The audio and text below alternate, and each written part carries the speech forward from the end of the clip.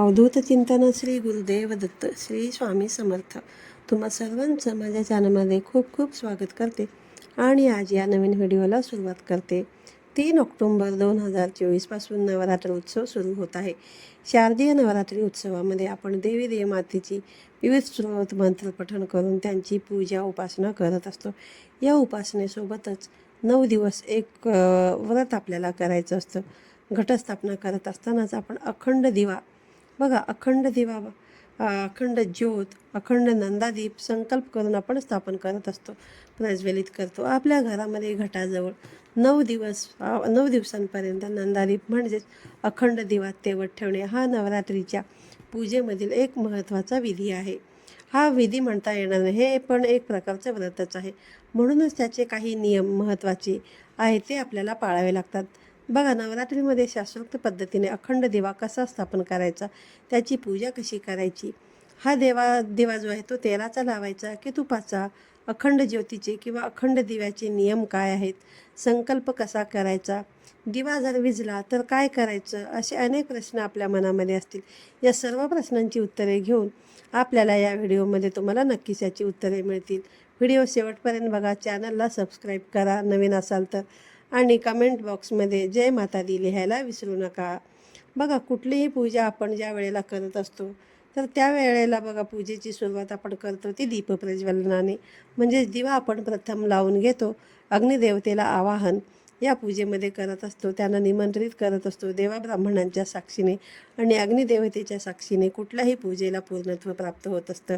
दिव्याच्या प्रकाशाने आपल्या जीवनातील अंधकार नष्ट व्हावा म्हणून दिवा लावला जातो. नवरात्रीमध्ये ज्या वेळेला आपण अखंड दिवा आपल्या घरामध्ये लावतो, आपल्या जीवनामध्ये सकारात्मकता येते, आपल्या घरामधील नकारात्मकता, वाईट शक्तींचा नाश होतो, आपल्या घराचं संरक्षण होतं. अखंड दिवा प्रज्वलित करणं हे शांतता आणि समृद्धीचे प्रतीक आहे. अखंड दिवा बघा प्रज्वलित केल्यानंतर आपल्याला काही महत्त्वाचे नियम आपल्या घरामध्ये पाळायचे आहेत. ते नियम कोणते आहेत हे बघूया. नवरात्रीमध्ये बघा, घटस्थापनेच्या दिवशी अखंड दिवा प्रज्वलित केल्यानंतर 9 दिवसांमध्ये घराला कुलूप लावून बाहेर जायचं नाही. बघा, ज्या वेळेला आपल्याला बाहेर जायचं असेल, घरातील एक तरी व्यक्ती आपल्या घरामध्ये असली पाहिजे. दिवा पितळेचा असावा की मातीचा. बघा, आपल्या घरात परंपरेने आपण जो दिवा लावत असाल तो दिवा तुम्ही लावू शकता. आपण पितळेचाही लावू शकता, मातीचाही लावू शकता. कुठलाही दिवा असला तरी प्रज्वलित करण्या अगोदर 2 दिवस तो दिवा स्वच्छ करून ठेवावा. मातीचा दिवा असेल तर तो 1 दिवस अगोदर धुवून वाळवला पाहिजे, म्हणजेच तो तेल शोषून घेणार नाही. दिवा पितळेचा सुद्धा चालेल, मातीचाही चालेल, थोडा आकाराने मोठा असावा. दिवा बघा, तेलाचा लावावा की तुपाचा लावावा.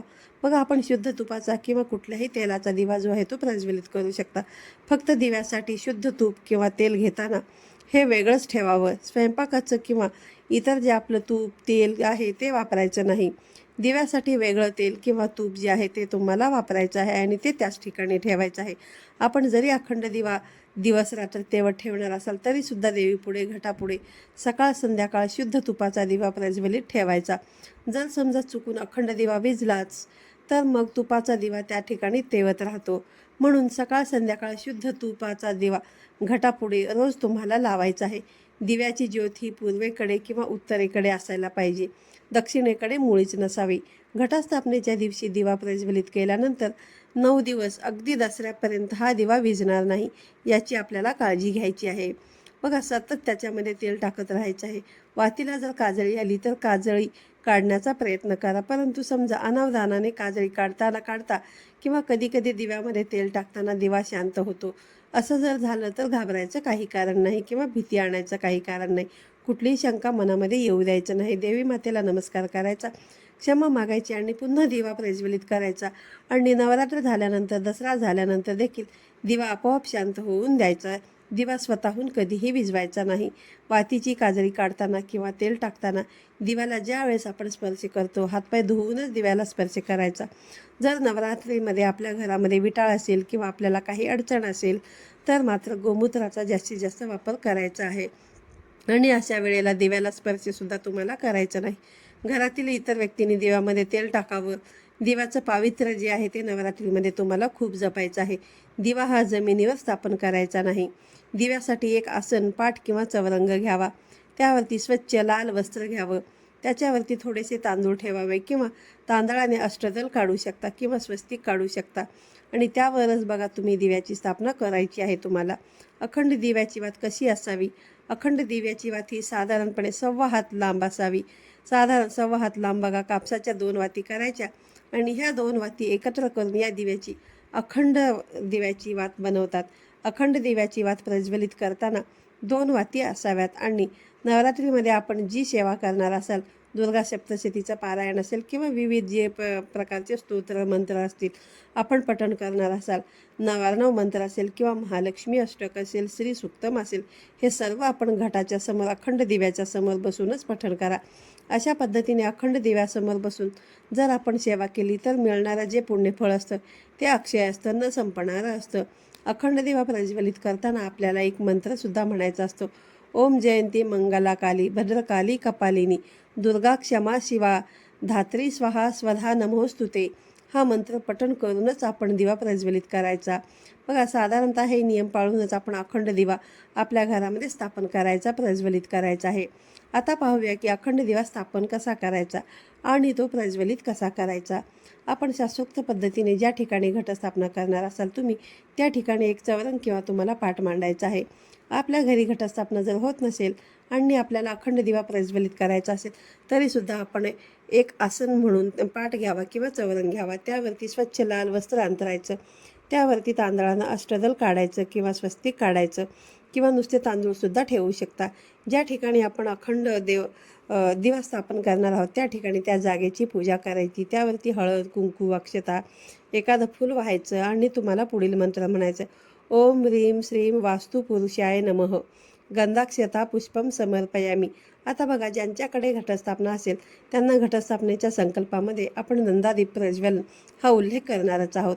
परंतु बघा जर आपल्याकडे घटस्थापना होत नसेल आणि आपण जर अखंड दीप लावून घेणार असाल तर आपण संकल्प करावा. संकल्प करताना आपल्या उजव्या हातामध्ये पळीभर पाणी घ्यायचं. त्यामध्ये हळद, कुंकू, अक्षता, एखादं फूल घ्यायचं. मनोमन तुम्हाला सूर्यदेवाचं स्मरण करायचं. मी माझ्या सर्व कुटुंबांचं कल्याण व्हावं, माझ्या घरामध्ये धनधान्याची समृद्धी असावी म्हणून नवदुर्गेचं आजपासून नवमीपर्यंत जप, तप, कुळाचार करणार आहे. त्यामध्ये अखंड दीप प्रज्वलन करणार आहे. माझ्याकडून ही सेवा करून घ्यावी अशी विनंती देवी मातेला तुम्हाला करायची आहे आणि हातातील पाणी तांबणामध्ये सोडून द्यायचं आहे. संकल्प केल्यानंतर पूजेला पूर्णत्व प्राप्त होतं म्हणून संकल्प करायचा. आता दिव्याची स्थापना करायची. बघा तांदळाच्या अष्टदलावरती तुम्हाला दिवा ठेवून घ्यायचा आहे. दिव्यामध्ये तुम्हाला भरपूर तेल टाकायचं आहे. जसं मी सांगितलं त्याप्रमाणे तुम्हाला 1.25 इंच लांब अशी 2 पदर असलेली वात त्यामध्ये दुहेरी वात ठेवायची आहे आणि दिवा प्रज्वलित करायचा आणि प्रज्वलित करताना तुम्हाला पुढील मंत्र म्हणायचा आहे. ओम श्री दीपदेवताय नमः गंधाक्षता पुष्पम समर्पयामी. दिव्याची गंध, अक्षता, फुलं वाहून तुम्हाला पूजा करायची आहे. ओम जयंती मंगला काली भद्रकाली कपालिनी दुर्गा क्षमा शिवा धात्री स्वाहा स्वधा नमोस्तुते. त्यानंतर हात जोडायचे आणि पुढील प्रार्थना करायची आहे. अखंड दीपक दिव्याप्रीत नवरात्र उज्ज्वला अहोरात्र चित्तो अस्मिन क्षेत्रे दीपनाथ निर्विघ्नं सिद्धी हेतवे पूजार्थ मनोज्ञात. अशा रीतीने विधिवत अखंड दिव्याची स्थापना आणि प्रज्वलन करायचं. घटस्थापना ते दसऱ्यापर्यंत अगदी नवमीपर्यंत दिवा विझणार नाही याची काळजी तुम्हाला घ्यायची आहे. आजच्या व्हिडिओमध्ये मी सांगितल्याप्रमाणे जे नियम आहेत ते नियम तुम्हाला पाळायचे आहेत. नवरात्रीमध्ये ब्रह्मचर्य पाळायचं आहे. मांसाहार, मद्य, पान, कांदा, लसूण, परान्न टाळायचं आहे. हॉटेलमध्ये जास्तीचं जेवण टाळायचं आहे. अखंड दिव्यासमोर बसून तुम्हाला मातेची सेवा करायची आहे. नवरात्रीमध्ये आपण देवी मातेची विविध स्तोत्र मंत्र पठण करून उपासना करत असतो किंवा दुर्गा सप्तशतीचे पारायण करत असतो.